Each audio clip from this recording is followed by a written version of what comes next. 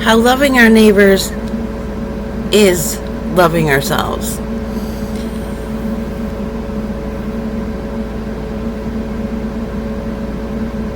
What we're missing most in this world is connection.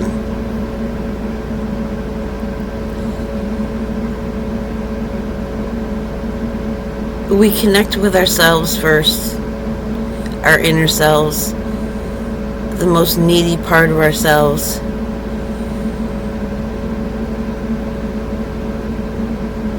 And we just say hi to a neighbor sincerely. Tell me about yourself.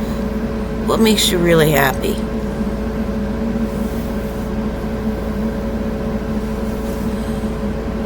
They get that connection.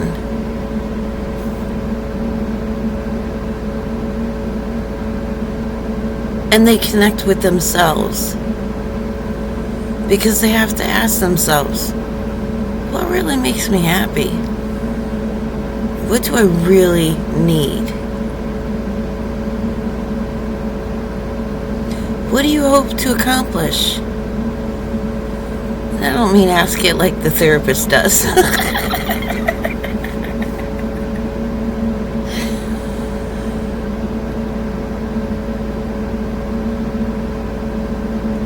It gets people in touch with their dreams.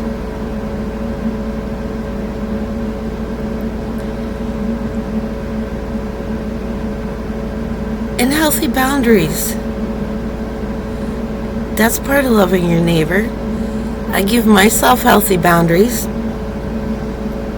Shoot, I used to love, like, Criminal Minds, the evolving of the characters, the main cast. But I had to stop watching it because every episode opened up with a dead body. So I stopped watching that. Watch character evolution around me. Because it can really happen. Game of Thrones. Oh, I wanted to see what became of that Dragon Queen. I could so relate with the beginning of her story. And I saw her evolve and gain courage. But I couldn't watch it. Because all the other stories were brought in. And every episode, it was rape after rape after rape and murder during rape. I couldn't watch it. In the end, I'm glad I didn't because her story did not end well. It's not what an evolving character becomes. And so I served myself by not putting myself through all that suffering and putting all that poison and toxicity into my sensory system. And people will tell you who they are.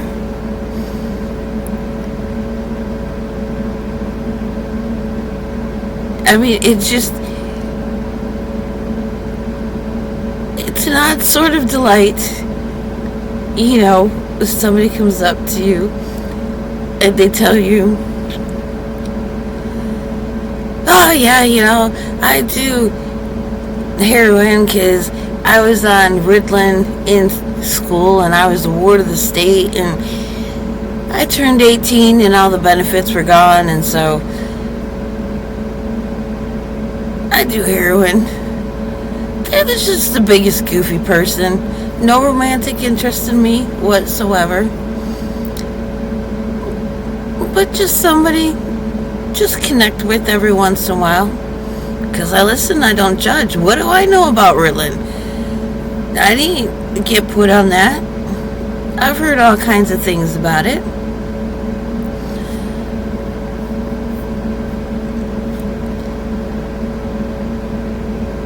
But the same person who other people do not like, apparently if he has alcohol, he turns into a real bad person. He's the one who told me himself. He's a funny guy too, because he was really good at drawing. And he made himself a little cardboard sign, and it said something, I want a drink. And he had a little martini glass drawn on there, and a guy with a little X on his eyes and stuff. And he said he put that on his sign not because he drank, but because alcoholics, number one, they're impulse buyers, and number two, they want everybody else to get drunk with them. So he gave the alcohol away, and he kept the money for himself. That's very smart. Very perceptive. But I could give that person the keys to my car, and it would come back with more gas than I had put in it. It would come back at the time that he said it was going to come back. It's just amazing what people can be when you love them.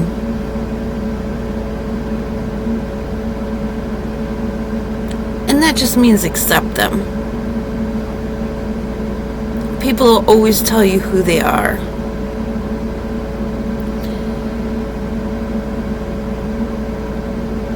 And just like I wanted to know, how did that character evolve?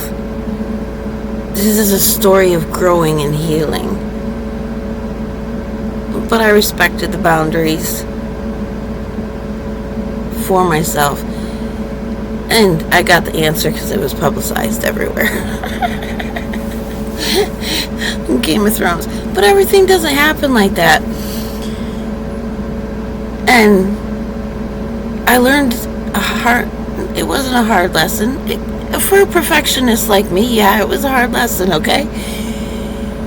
Cleaning houses. You go to your neighbor, hey, you need your house cleaned? I'll come in. And maybe it's a little cluttered. I was raised, when you clean, you clean. There's all kinds of chemicals involved, not a speck of dust. I had to dust every leaf on the plants and everything. But then I go into other houses, and they're like, no, don't move that, don't touch that. They got a little bit of a hoarder streak going.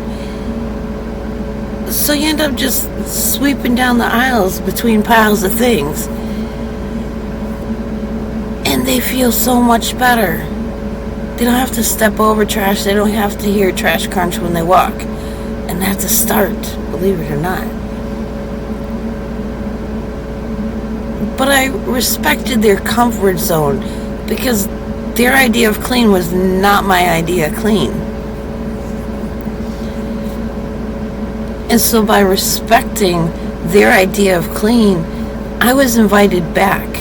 I was shown appreciation. And then I was allowed to do a little bit more. They got a little taste of what clean was, and that they don't have to do it all by themselves.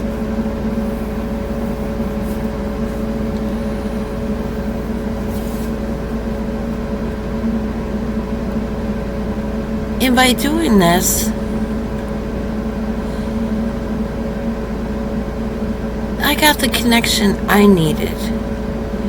I got the support I needed. And it's funny because I was in a community where the most hated people, the ones everybody ranted about, these bad people, they did this time, those bad people, they did this time. There's something about respect that even the greatest thieves, drug traffickers, human traffickers, because it turned out in the end that's what they were into. But when you show people respect, you get a reputation of respect. And I was one of the only people who could claim I had met these people. They had come, they had bought soda from me. They never stole from me.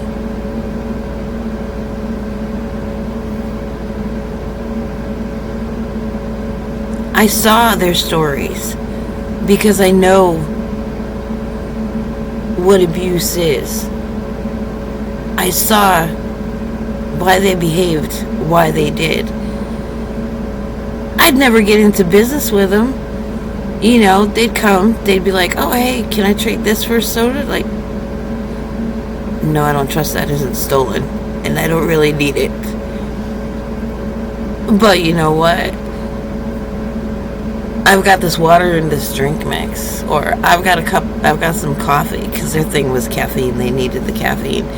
So like, I got coffee. I'll make you some coffee.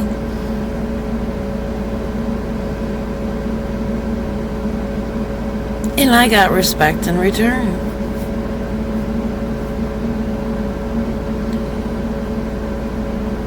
So I was safe in a place where people aren't really allowed to feel safe. And yeah, something really bad did happen to me there. But that was by somebody who didn't live there.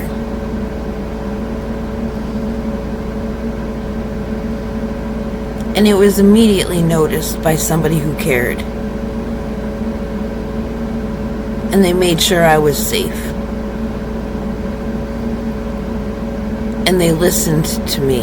And they believed me. And they asked me, what do you want to do about it? So even if every single person in the world isn't going to return that love, the right people always will. You'll always find it somewhere if you allow it. That's the problem with so many of us. We don't allow the idea, the belief that somebody else can care, that so-and-so down the road can't care. Oh, look at that person. They're all well-to-do. They're not going to care about me. Or, look at that person over there. They've got lots of needs of their own. They're not going to care about me. And people will surprise you if you let them.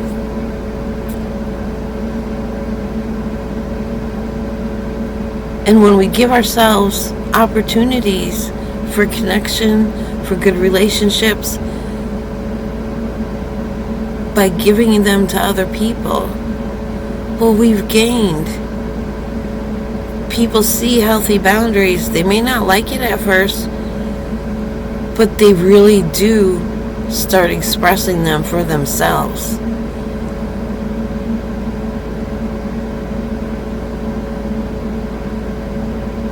No, it's not perfect out there. No, it's not going to turn out well every time.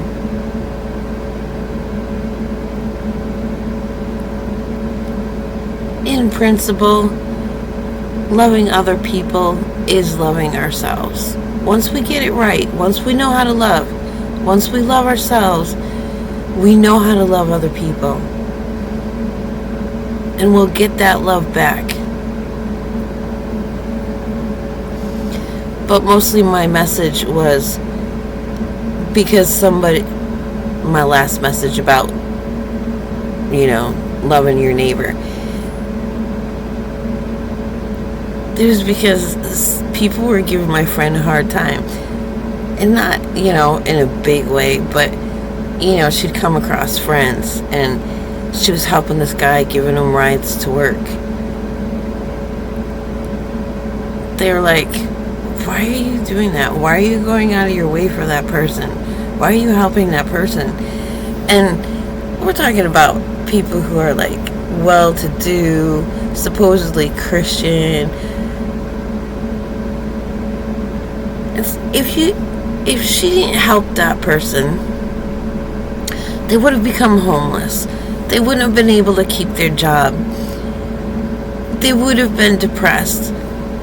They would have taken it out on everybody around them.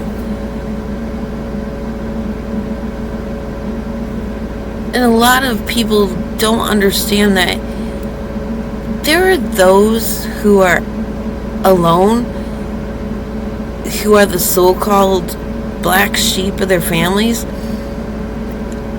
not because they're the ones who turn to drugs and thievery, but because they're the ones who didn't. I met a young mother who chose to be out in the woods because her mother is a drug dealer. And she had to get away from that if she wanted to get away from drugs. That's like one of the most mind-boggling things, you know. Somebody comes up, well, where's your family? For all intents and purposes, I don't have one. Unless I want to be abused.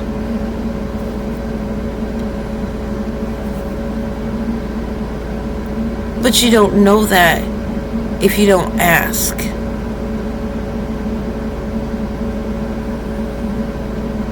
And again, that brings us back to connection. We connect to all the parts of ourselves through a journey of authenticity, being honest. So we're honest with our neighbors. It's funny, cashiers, they get into the mode, hey, how are you today? Everybody's good, and they do their paychecks. I'll stop, I'll pause, I'll think, oh, I'm feeling really good today. Other times I'll just look, I'll be like, well, I just feel like crying today, but thank you for asking. And they'll be like, oh, I have those days too. Or I'll go and I'll be like, oh, I'm mad. I'm so ripping mad, you know. But thanks for asking. And I'm like, oh, I totally get that. So when we authentically connect with ourselves and we're not going around putting on masks, and we don't have to, you know, take out our anger on other people because we're expressing our anger saying, I'm feeling myself. You can go up to people, my anger's really feeling itself today.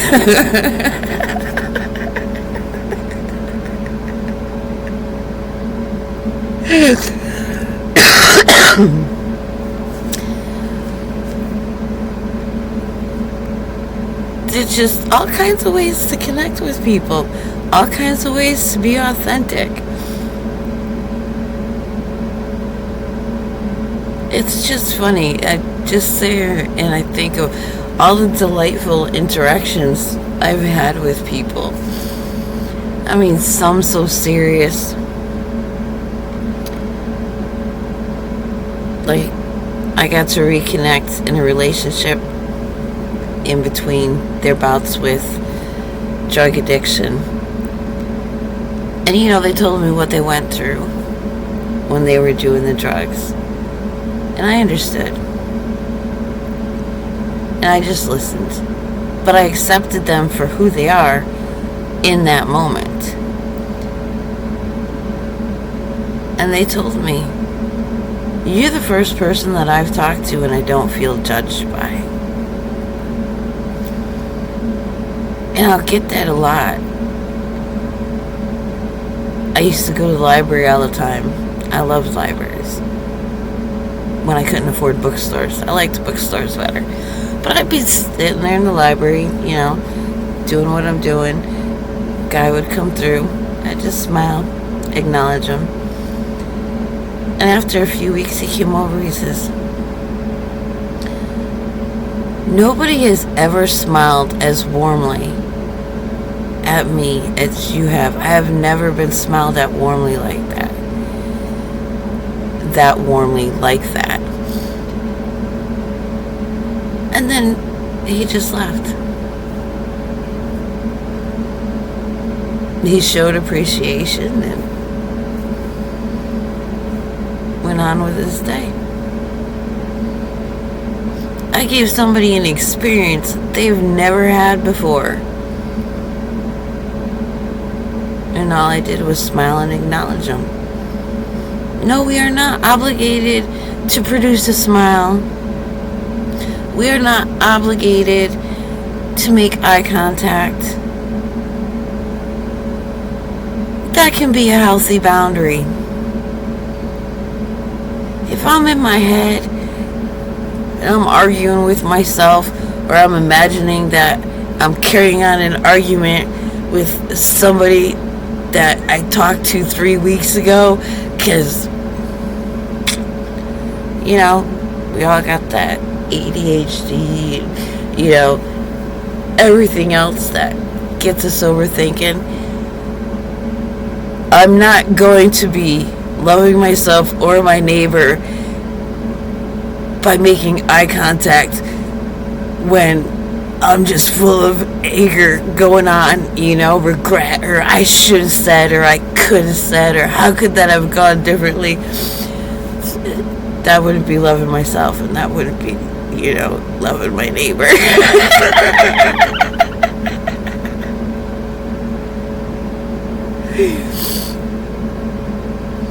I remember walking down the halls of school, this guy I had a crush on. He walks up to me, he goes, "Whoa, if looks could kill, what are you mad at?"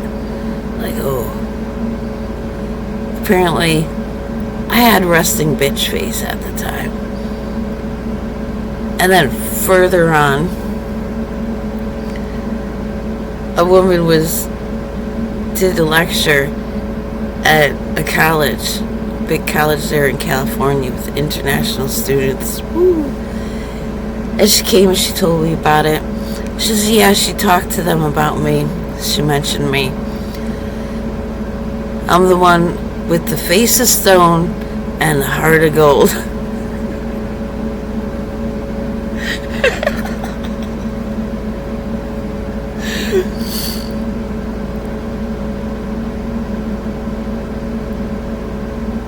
But I'm approachable so people can tell me these things. And I can't walk around all day checking my face like, oh, do I have a smile on? That's not the point of this exercise. The point of this exercise is, shoot, I spend so much time focusing in my head on things that are not getting productive, that are causing me to embody anger, fear, frustration, hopelessness. I am not serving myself. I am not loving myself. So you go in and, you do that inner relationship game. It's okay. We aren't always going to have the perfect response. And after learning what I've learned recently about how people will intentionally provoke you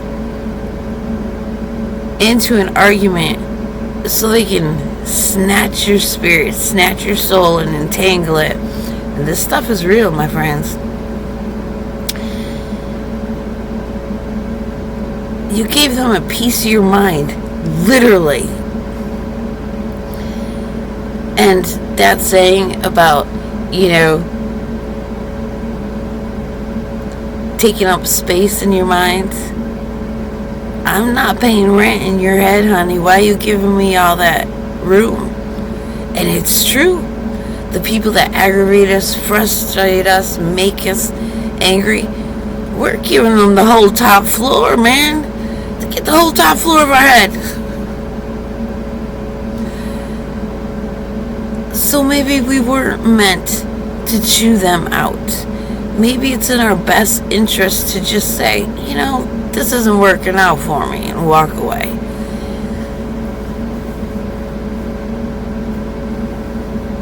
So there are all kinds of nuances in how to love ourselves and love our neighbors There's no black and white answer, but I can tell you most people need connection. So when we know how to connect with ourselves, we know how to connect with other people. And when we connect with other people, they feel safe. And safe feeling people are safe to be around. I feel safe. People can tell me their stories. People tell me things they've never told anybody else in their entire lives. And I know there are other people like me. And how many people out there can say, yeah, I do, I feel safe. That they feel safe anywhere, even if it's not 100% of the time. So the time with you is a time when people feel safe. They feel safe in the world. There's a safe place in this world. And it's with people who feel safe with themselves. And they become the safe place for other people. And we may become the beginning of their ability to create safe space for themselves, within themselves, feeling safe with themselves. And then they extend that. It all turns into a network of safety and safe places. So this is a variety of ways in which loving your neighbor is loving yourself. I mean, shoot, it didn't always turn out well, but I have some things to laugh about. I have delight, memories that bring delight. I have stories to share. Everybody loves a good story. And I like character evolution, so I help create it, I guess. It's the thing. That's how I love myself, and other people get to love themselves too.